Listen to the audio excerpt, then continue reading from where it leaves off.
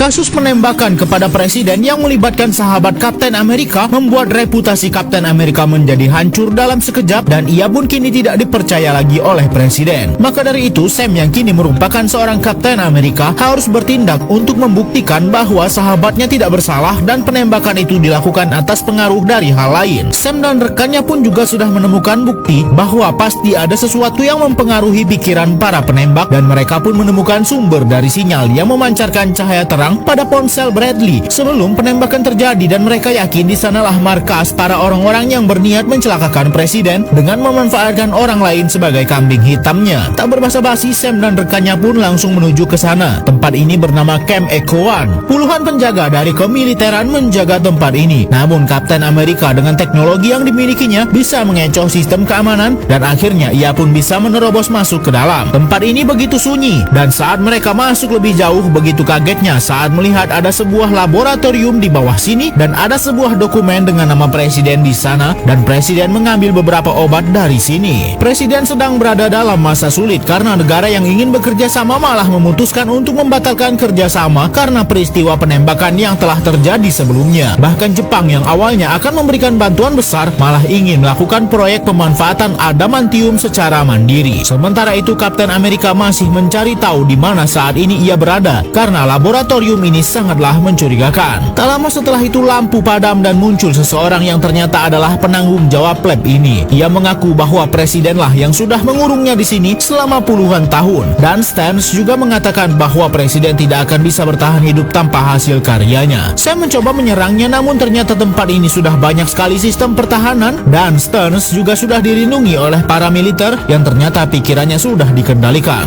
Sam cukup kesulitan melawannya namun untunglah mereka akhirnya bisa melarikan diri. Tapi masalah belum selesai karena ternyata banyak sekali anggota militer yang sudah dikendalikan pikirannya. Kepala keamanan presiden pun juga ada di sini dan mereka pun segera keluar dari sana. Namun ternyata karena penerobosan ini Kapten Amerika pun harus ditahan. Tapi lagi-lagi para anggota FBI ini malah terkena pengaruh dari Stearns yang bisa mengendalikan pikiran mereka. Karena ada sebuah ancaman yang sangat mengerikan di mana ada sebuah serangan melalui pikiran yang diciptakan oleh Stearns. Kapten Amerika pun harus segera mencari cara untuk menghentikannya. Dan ternyata serangan itu sudah sampai ke pasukan militer Amerika. Saat Amerika ingin mengambil sumber daya adamantium dari Celestial Islands, pimpinan keamanan membawa Kapten Amerika kembali menghadap presiden dan ia pun mencoba menjelaskan permasalahan yang sedang terjadi. Awalnya presiden sama sekali tidak mau mendengarkan saat Kapten Amerika memberikan penjelasan. Namun saat salah satu pilot pesawat tempur sudah terpengaruh pikirannya dan menyerang kapal tempur Jepang, barulah presiden sadar bahwa serangan pikiran ini sangat berbahaya.